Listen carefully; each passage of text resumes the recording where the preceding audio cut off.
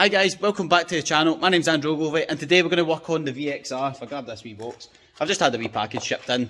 That has got some universal parking sensors and we're going to be fitting them to that.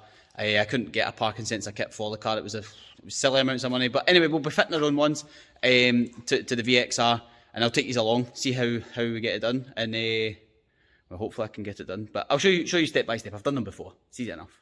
So I brought you to the workbench, and that is because we're going to unbox this. As you see, made in China, top class quality products.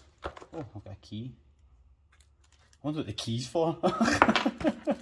Anyway, I've got these sort of flush fitting parking sensors. They were just, I think they were only like 20 quid online. I could have got ones that were a wee bit more expensive looking, and they would have been double the price, but we're all about budget builds, and it's a daily driver, so any sort of parking sensors are better than nothing. We get our box. I've also got one of these wee light bars that lights up, so we'll be fitting that, and that'll be the power cable, power and earth, along with double-sided tape for that, a wee hole saw, it comes with everything that you need, and a wee sticky pad for underneath that. Let's see, the hole saw should be the same size. Aye, brilliant. Anyway, next thing up is, these are, I bought white ones. Now, I'm going to go and hold them up next to the car, but realistically we're going to have to paint these. So the first thing is just to get some 280 grit sandpaper. Basically poke a hole if I go and grab something. A scrap bit of wood, a scrap bit of whatever you've got. I've got a wee bit of foam, scrap bit. Just poke a hole in and then just sit them all flush. You can use the wee hole saw to poke the holes in, sit them flush and then paint them, and then you're, do you know what I mean? You're getting it all, you're all making sure you get the colour coded white. There's nothing worse than when you pick up something white, put it on your car and it's not even the same colour. That, so to be honest, that's probably one of my pet peeves, the same things not colour coded. But anyway, I'll crack on with that. I'm going to go and have a wee look and see how far off they are, but we are going to paint them. I've just decided there, may as well, because it is, for the hassle that it's worth, it's not going to take too long to paint these. I'll crack on with it. You used to stop this world from spinning. Like Superman, you were the only one to find the strength in all that I was dealing with. This life like kryptonite. And if you keep me close, every minute in this hourglass you hold. So you've seen there, I just made up a nice wee jig. Let's say I just used the foam, used the whole saw that came with it. Maybe the keys for this. But anyway, next up is, you see me do a wee bit of sand in there, use a 280 grit. If I can actually get this out, that's really sharp. I don't particularly want to get my fingers all caught in it. I'll get that out in my own time. Next up, white primer, base coat, clear coat. You know how to paint stuff, surely by now, if you've watched enough of my videos. Easy enough, we'll crack on with that. And then after that we'll go and start looking at the bumper while this is drying, getting our masking tape, making our measurements and maybe even start poking some holes in it. We've got a game plan and I'm hopefully wanting this done within 2 hours, and we're already 15 minutes into my 2 hour time period that I wanted to do this. So anyway, let's crack on.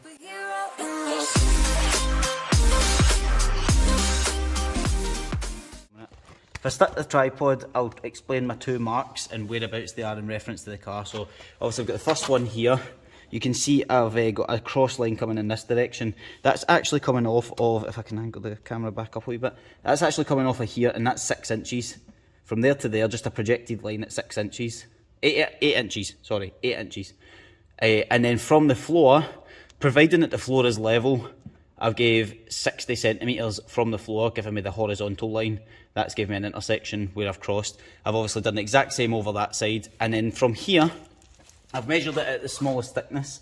The smallest thickness here is 8 centimetres. So what I've done is I've come 4 centimetres up, and I'm actually going to put it in line with the registration plate. And that means I'm level both sides, providing that the registration plate's central, which it is. I'm trying to make it as easy as possible for you to follow along. Find a reference point on the car, project a line, use the floor, project a line. Same again on the other side, which I've already marked all them out. Let's have a wee wander. So you can see, blah blah, that's obviously in line. I made 2 marks here because I was deciding on whereabouts I was going to have it. There you go, 4 centimetres up. and then this was the one I was actually practicing on. So you can see I've put my reference, and then I've done 62 centimetres up, and I thought, oh, I'll make it 60, just 60 on the dot, makes it easier for translating over to the other side. So you can see I've squiggled a line, and then I've actually done this line, so there's about a centimetre and a half a gap there. Providing that everything is all perfect, I can then start doing the wiring. I'm not gonna drill until the bits are finished painted. So I'll go and finish that now, and we'll show that in the time lapse.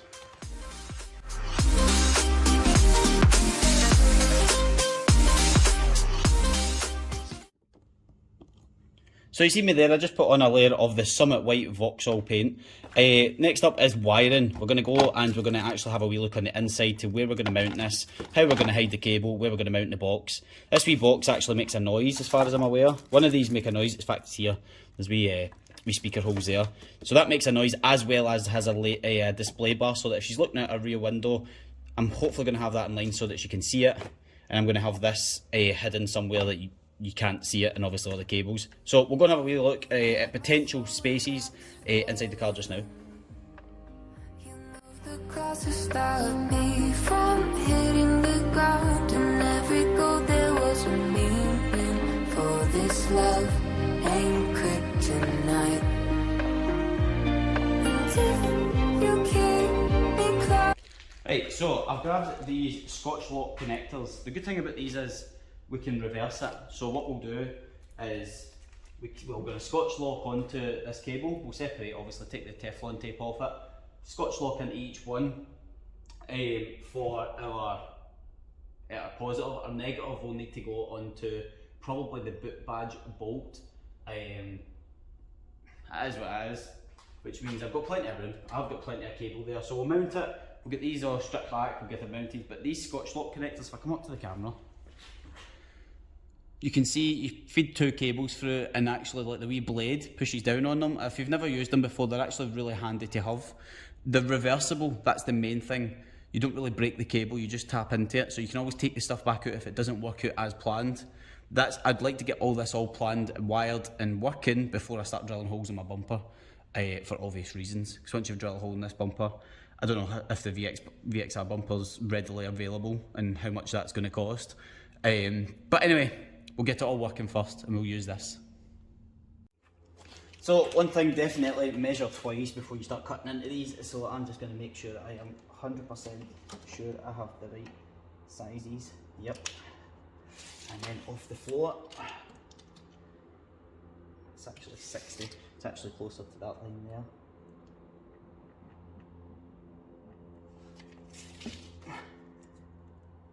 That's much better.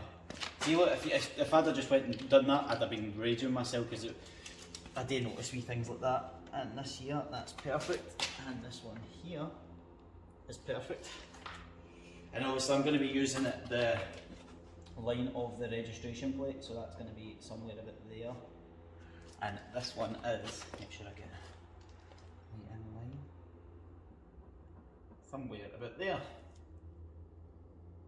Brilliant. And this one, again over this side, I don't even know if I'm in the shot anymore. Make sure, right, definitely. And up to 60.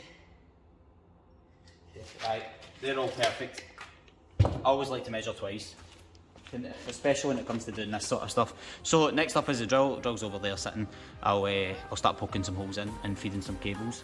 So that's just where it gets a wee bit shaky. A nice way to put it.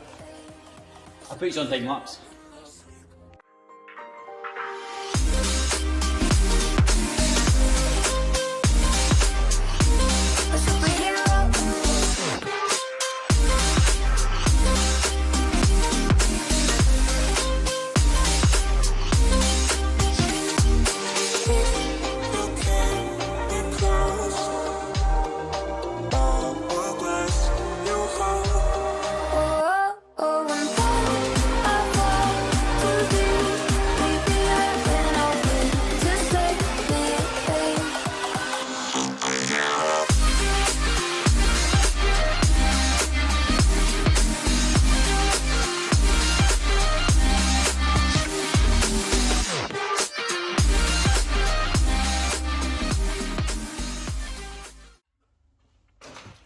Right, so you'll see that I've moved the box to here. I had to move it down because these are the cables for the parking sensors that aren't long enough for me to run them, especially from this side. The grommet's actually below where the tripod's sitting, up through the grommet, back across, and then up. It wasn't enough to then go right up, if you know what I mean. So I've moved the box, I've gave a cable all the way right down for the power. Into here, I've used an earth off of the original. There's earthing points in the back of there, so it's easy enough. I've got one last cable to do, and then I've got the rest of the bits to poke in. So it's actually really easy to do. It's just the cable tidiness, making sure you're running all your cables and keeping them tidy. Like all these, I'll band all these together and then tuck it down in that gap. And it's just, there's so many cables that come with it. I probably could have trimmed things to fit, but I'd rather leave it all long, because if I end up not liking it or blah blah blah, or a cable breaks, I've got extra cable there. That's the way I've always worked things. I've always left as much cable on as possible. But I'll finish this up, I'll put the last one in, and then we'll take a wee step back and have a look at it.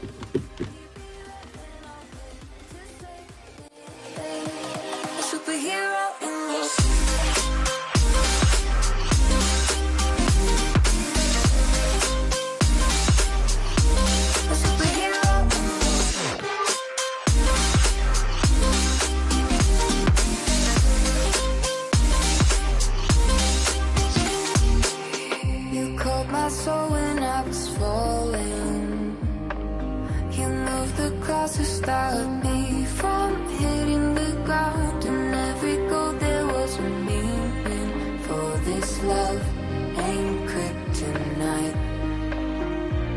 And if you keep me close, a minute in this hourglass, you hold. And then I fall to be there, and I'll wait to say it. Superhero in your sleep.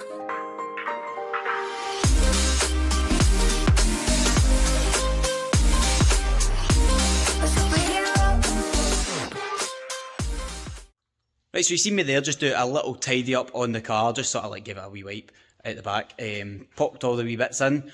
They had like a rubber round about the edge of them. I've actually had to trim the rubber down a wee touch. You've maybe seen it with my Stanley blade, just sort of trimming it back.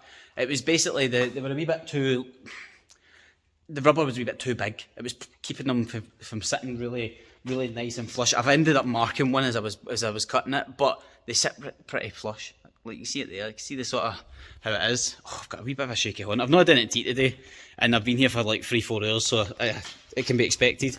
Anyway, we'll dive in the car. I'll show you it working. First, let's have a wee look. And we're in. Keys are in the pocket, obviously. I mean, it would probably make sense just to keep them sitting in the bay in the ignition barrel. Right, we've got this all loaded up into ignition, into reverse, and you can hear the beeping. And if we look in the mirror, I don't know how well you can see that, the wee light at the top. I'll just spin the camera in. There you go. We've got crap behind us. No, I just need to go and test it and actually drive in reverse and see what's what, and make sure I've plugged it all in. But that beeping is getting well annoying, so we'll take that back out. But it's working fantastic. It's what I wanted. And the thing is, it's easily changed. If I've put the wires in the wrong way, I just need to spin them around, because it looks like it was showing that we're going to hit something at this side when it's more that side. So you just sort of switch the cables around. Obviously put that one in that cable spot. So it's easy enough. It's easy enough. I can fix all that, but it works. And we'll do a wee bit of talking while we're ending the video. I've got some more stuff organised for the VXR. We're going to hit 100 subs. I may as well do something a bit fancy, really nice. I'll spin the camera in again. Raw carbon fibre. Now, what do you think we're going to be building? I'm not telling you. I won't tell you. But anyway, like and subscribe, like and follow. You will see it. It's coming up. I'm so excited to do it.